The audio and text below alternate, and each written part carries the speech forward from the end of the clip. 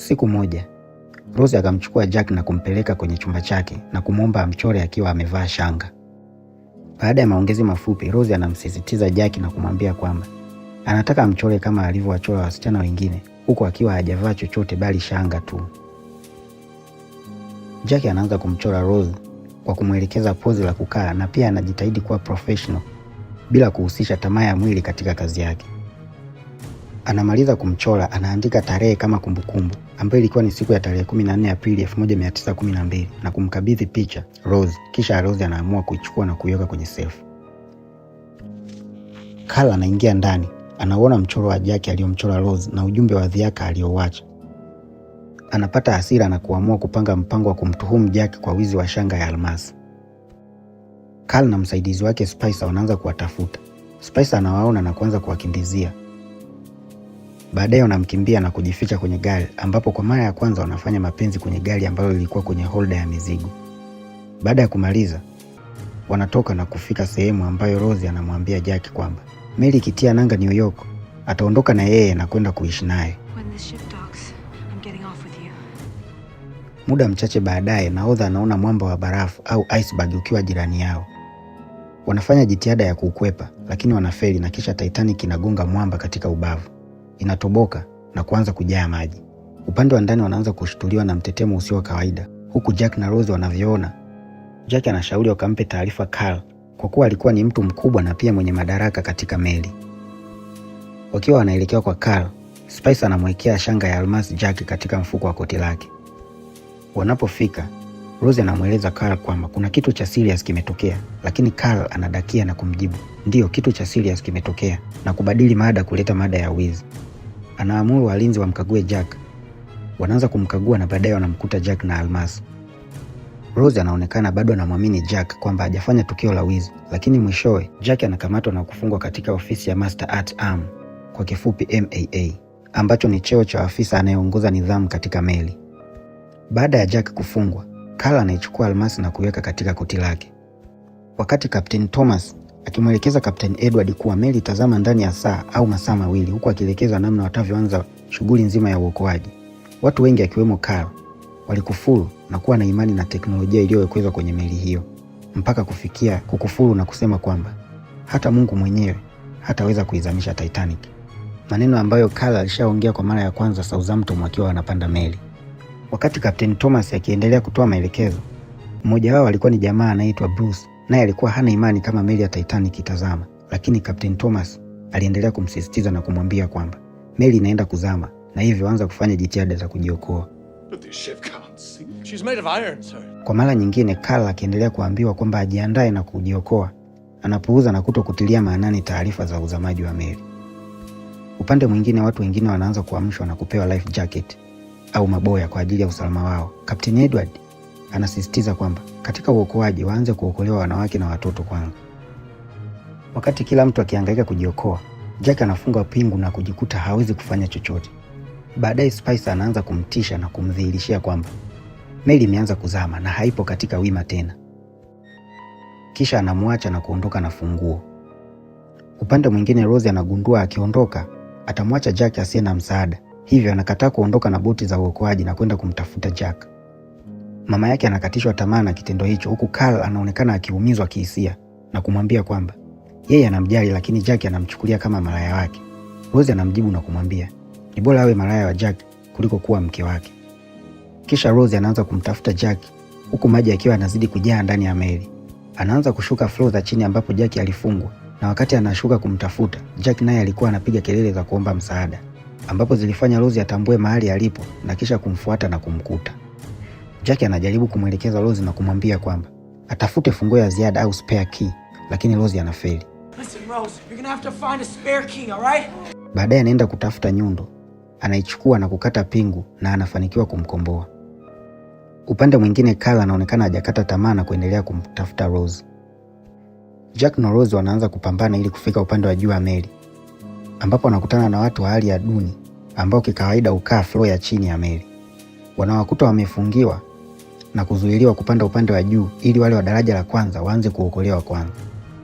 Jack na wenzake wanapambana mpaka wanavunja geti na kujinasua kisha kupanda upande wa juu wa meli.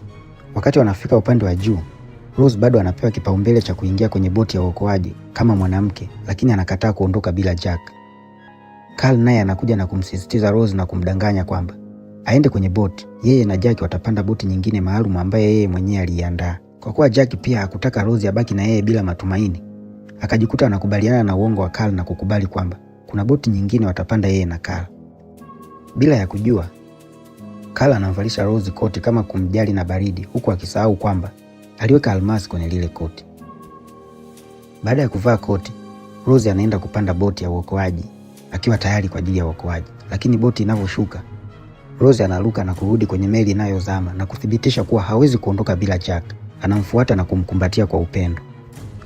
Carl anakasirika, anachukua bastola kwa Spicer na kuwafuata na kuanza kuwakimbiza, lakini anawakosa. Anakata tamaa, nao wanafanikiwa kutoroka.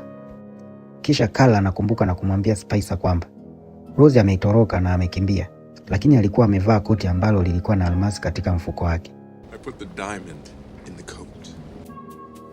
Baadaye maji yanazidi kujaa na Carl anakata tamaa na kuamua kuondoka bila ya Rose.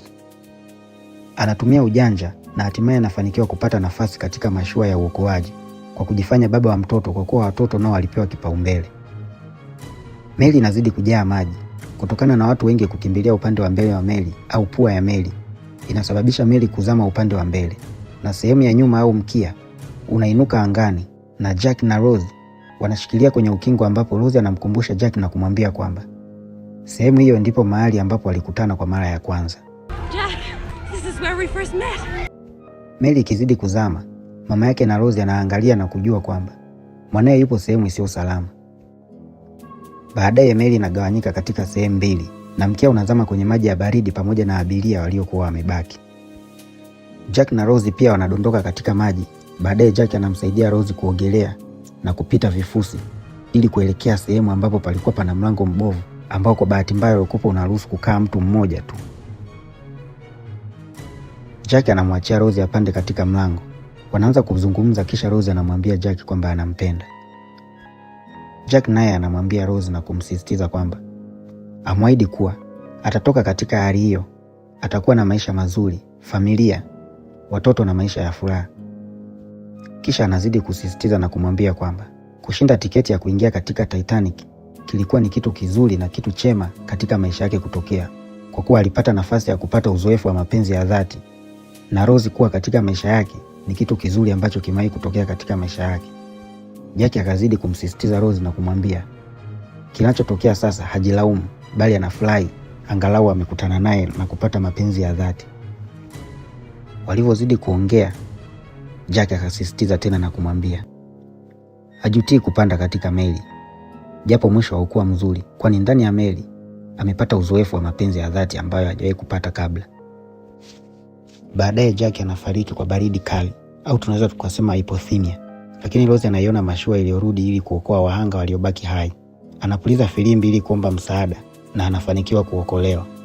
Wakati mashua inakuja, Rose anamuita Jack ili kumpa tumaini kuwa waokoaji wameshafika na boti, lakini anagundua Jack ameshafariki. Rose anachukuliwa na mashua na baadaye watu wote wanakuja kuokolewa na meli ya RMS Carpathia. Huku watu 1500, mashua za uokoaji zilikuwa 20, lakini iliyorudi kuokoa waliobaki ilikuwa ni moja tu. Huku wengine hawakujali na kuonesha ubinafsi wa kujiokoa wao, huku akihofia kwamba wakirudi waliobaki wanaweza kugombania mashua na kuzama pamoja nao. Watu 6 tu waliokolewa, akiwemo na Rose, huku watu 700 walikuwa hawana cha kufanya zaidi ya kusubiri kuishi, kufa au tumaini lolote, lakini hakukuwa na tumaini lililowafikia. Baada ya kuokolewa, Rose alifika mjini New York, huku akibadilisha jina na kujiita Rose Dawson kwa ubini wa Jack ambaye alikuwa anaitwa Jack Dawson, huku akiendelea kujificha kutoka kwa Carl pamoja na mama yake. Na alipomwona Carl wakati wanashuka baada ya kuokolewa na meli, ndipo ilikuwa mara ya mwisho kumwona. Carl alikuja kuoa baadaye. Alioa mwanamke mwingine, lakini alikuja kujiua baada ya kupoteza mali zake zote kutokana na kuanguka kwa soko la hisa la mwaka 1929.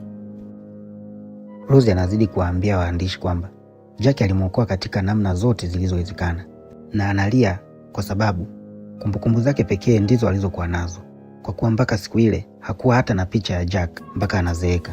Pia aliendelea kuwaambia kwamba Hajawahi kumwongelea Jack mpaka sasa, hata kwa mwanaume ambaye aliolewa naye, na kurudia kuwaambia kwamba hana hata picha yake, lakini yupo kwenye kumbukumbu zake wakati wote. Akiguswa na simulizi kuhusu Titanic, Brock anaacha kutafuta shanga. Usiku akiwepo peke yake, Rose ambaye alikuwa na hiyo shanga mkononi mwake muda wote, anaitupa baharini juu ya mabaki ya meli.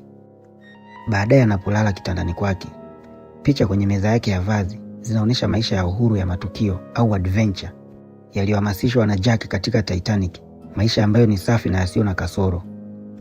Inaonyesha Rose akiwa binti anakutana tena na Jack kwenye ngazi kuu ambazo ni seti kubwa ya ngazi zenye mapambo katika sehemu ya kwanza ya Titanic.